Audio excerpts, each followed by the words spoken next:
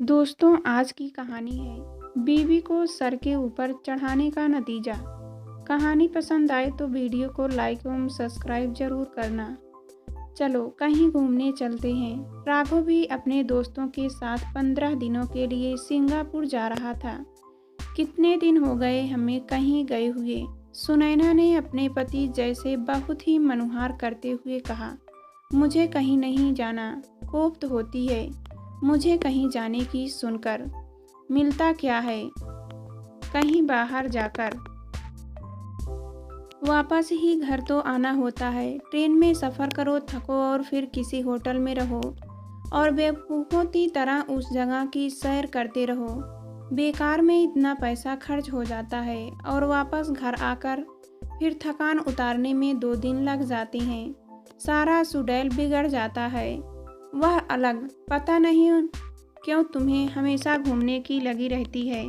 तुम्हें पता है मुझे कहीं बाहर जाना पसंद नहीं है, फिर भी कहती रहती हो। जय ने चिढ़ते हुए कहा, पता है मुझे तुम्हें नहीं पसंद, पर कभी मेरी खुशी की खातिर तो जा सकते हो। शादी को 22 साल हो गए पर कभी कहीं लेकर गए नहीं। राघव को भी नहीं ले जाते थे। शुक्र है वह तुम्हारे जैसा खड़ूस नहीं है और घूमने का शौक रहता है। शादी के बाद हर लड़की का ख्वाब होता है कि उसका पति उसे घुमाने ले जाए। बधी बधाई रूटीन जिंदगी से निकलकर कुछ समय अगर रिलैक्स कर लिया जाए तो फुर्ती आ जाती है और फिर नए नए लोगों और नए जगहों को जानने का भी अवसर मिलता है। दुनिया पागल नहीं है जो देश विदेश की सैर पर जाती है। केवल तुम ही अनोखे इंसान हो। असल में पैसा खर्चते हुए मुसीबती होती है तुम्हें। अव्वल दर्जे के कंजूस जो ठहरे। कभी दूसरे की भावना का भी सम्मान करना सीखो। छोटी छोटी खुशियों को तरसा देते हो। सुनैना के अंदर भरा गुब्बारा जैसे बाहर आने को बेताब था। ज़्यादा बकवास करने की ज़रूरत नहीं है। रही बात राघव की, तो अभी उसकी शादी नहीं हुई है, हो जाने दो। अपने आप सारे शौक खत्म हो जाएंगे। जब पैसे खर्चने पड़ेंगे तभी तो बाप के पैसे पर ऐश कर रहा है।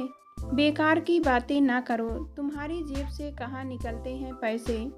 उसके ट्रिप का सारा खर्च मैंने ही दिया है। सुनैना गुस्से से बोली, हाँ तो कौन सा एहसान कर दिया है। कमाती हो तो खर्च करना ही पड़ेगा, वरना क्या सारा पैसा अपने ऊपर ही खर्च करने का इरादा है। दोनों के बीच बहस बढ़ती जा रही थी। यह कोई एक दिन की बात नहीं थी। अक्सर उनमें मतभेद पैदा हो जाते थे। जय का स्वभाव ही ऐसा था। पता नहीं उसे खुश रहने से क्या एलर्जी थी। बस सुनैना की हर बात को काटना, उसमें दोष देखना, जैसे उसे मज़ा आता था। इस सब में मैंने भी सोच लिया है कि कहीं घूमने जाऊंगी। उसने जैसे जय को चुनौती दी। उसे पता था कि इन दिनों बीमुन ओनली ट्रैवल जैसी सुविधाएं उपलब्ध हैं, जिनमें औरतों चाहे तो अकेले या फिर ग्रुप में ट्रैवल कर सकती हैं। सारा अरेंजमेंट वही करते हैं, इसलिए सेफ्टी की भी चिंता नहीं रहती। उसने गूगल पर ऐसे अरेंजमेंट करने वाले देखने शुरू किए। Woman enjoy with travellers group नामक साइट पर क्लिक करने पर जब उसने संस्थापक का नाम पढ़ा तो जाना पहचाना लगा। उसका प्रोफाइल पढ़ते ही उसकी आंखें चमक उठी। मानसी उसकी कॉलेज फ्रेंड। शादी के बाद दोनों का संपर्क टूट गया था, जैसे कि अक्सर लड़कियों के साथ होता है। जय को तो वैसे भी उसकी किसी से मिलना या किसी के घर जाना पसंद नहीं था, खासकर दोस्तों के तो बिल्कुल भी नहीं। इसलिए शादी के बाद उसने अपने सारे फ्रेंड से नाता ही तोड़ लिया था, खासकर पुरुष मित्रों से। साइड से मानसी का फ़ोन नंबर लेकर सुनैना ने जैसे ही उसे फ़ोन कर अपना परिचय दिया, वह चहक उठी। बोली, हाय सुनैना, कितने दिनों बाद तुम्हारी आवाज़ सुन रही हूँ यार। कहाँ गायब हो गई थी। बता कैसे चल रहा है। फिर तो जो उनके बीच बातों का सिलसिला चला तो रुका ही नहीं। उसे पता चला कि मानसी के साथ इस woman enjoy with travellers group में उनके कॉलेज की 2 फ्रेंड्स भी शामिल हैं। अब तुम्हारा नेक्स्ट ट्रिप कब और कहाँ जा रहा है। मैं भी जाना चाहती हूँ। अरे तो चलना, 4 दिन बाद ही लद्दाख का 10 दिन का ट्रिप प्लान है। सारा अरेंजमेंट हो चुका है। 10 लेडीज़ का ग्रुप लेकर जाते हैं। पर मैं तुझे शामिल कर लूँगी, मज़ा आएगा, चलेगी ना? लेट्स हैव फन, इसी बहाने पुरानी यादों को ताज़ा भी कर लेंगे। तू बस हाँ कर दे, मैं बाकी सारी व्यवस्था कर लूँगी। और हाँ, तुझे डिस्काउंट भी दे दूँगी। बिल्कुल, मैं तैयार कर लेती हूँ। ऐसा मौका कौन गंवाना चाहेगा? सुनैना ने चहकते हुए कहा। पर जय को जैसे ही उसने यह बात बताई, उसका पारा 7वें आसमान पर पहुंच गया। बोला, दिमाग खराब हो गया है तुम्हारा, इतना पैसा बर्बाद करोगी? फिर ऐसी औरतें जिनके साथ तुम जा रही हो ना, सब फ्रेंटेड होती हैं। या तो इनकी शादी नहीं हुई होती है, या फिर तलाकशुदा होती हैं, अथवा पति के अलग रह रही होती हैं। वरना क्यों बनाती ये ऐसा ग्रुप जो केवल औरतों के लिए हो? न जाने ये औरतें क्या क्या करती हैं, घूमने के बहाने क्या गुल खिलाती हैं। कोई ज़रूरत नहीं है तुम्हें जाने की। पुरुषों के लाइफ में न होने पर आपस में ही संबंध बना लेती होंगी, तो भी कोई बड़ी बात नहीं। पुरुषों की न सही, औरतों की ही कंपनी सही, यही फंडा होता है इनका।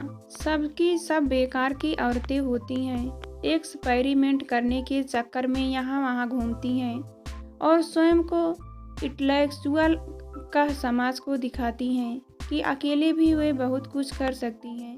ऐसी औरतें एक्चुअल प्लेजर को तरसने वाले वर्ग में आती हैं। तुम्हें तो नहीं है ना मुझसे कोई शिकायत? जय ने व्यंग कसा। छी, तुम्हारी इस तरह की सोच पर मुझे हैरानी होती है। जय, तुम्हें क्या लगता है कि जो औरतें अकेले बिना पति के या बिना किसी पुरुष के, फिर चाहे वह उनका पिता हो या पुत्र अथवा भाई, अकेले कुछ करती हैं तो उनमें कोई खोट होता है, या वह फ्रेंटेड होती हैं? अपनी खुशी से कुछ पल गुजारना क्या इतने प्रश्न चिन्ह लगा सकता है? मैंने कभी सोचा ना था। और यह सेक्सुअल प्लेजर की बात कहाँ से आ गई? मुझे तुमसे किसी तरह की बहस नहीं करनी है, मैं नहीं चाहती, लेकिन तब तुम्हें मुझे लेकर जाना होगा। सुनैना की बात सुन तिलमिला गया जय, चुपचाप दूसरे कमरे में चला गया। मानसी और अन्य फ्रेंड से मिलकर सुनैना बहुत कुछ महसूस कर रही थी। जय की रूढ़वादी मानसिकता और रोक टोक से मुक्त वह एक एक पल एंजॉय कर रही थी। लद्दाख की प्राकृतिक सुंदरता अभिभूत करने वाली थी। वहां जाकर ऐसा महसूस होता है मानो पूरी दुनिया की छत पर घूम रहे हैं। लद्दाख की ऊंचाई इतनी है मानो हम धरती और आकाश के बीच खड़े हैं। लद्दाख का नीला पानी और ताज़ा हवा उस पर जादू सा असर कर रही थी। मानसी ने उसे बताया कि लद्दाख भारत का ऐसा क्षेत्र है जो आधुनिक वातावरण से बिल्कुल अलग है, वास्तविकता से जुड़ी पुरानी परंपराओं को समेटे हुए है। यहाँ का जीवन, जो पर्यटक यहाँ आते हैं उन्हें लद्दाख का जनजीवन, सांस्कृतिक और लोग दुनिया से अलग लगते हैं। महान बुद्ध की परंपरा को वहाँ के लोगों ने आज भी सहेज रखा है। इसी कारण लद्दाख का छोटा तिब्बत भी कहा जाता है। छोटा तिब्बत कहने का एकमात्र कारण यह है कि यहाँ तिब्बती संस्कृति का प्रभाव दिखाई देता है। यह अपने आप में इतना अद्भुत है कि हर किसी को आकर्षित करता है। पहाड़ों के बीच बने यहाँ के गांव आकाश छूते स्फूर्त और खड़ी व पथरीली चट्टानों पर बने मठ ऐसे दिखाई देते हैं जैसे हवा में झूल रहे हों। सुनैना को लग रहा था कि वह बहुत लंबे समय के बाद अपने हिसाब से जी रही है। उसने तय कर लिया कि वह अब मानसी के साथ अक्सर ऐसे ट्रिप में आया करेगी। 10 दिन कब बीत गए पता ही नहीं चला। मानसी को एकदम रिलैक्स होकर जब वह लौटी तब तक राघव भी वापस आ चुका था।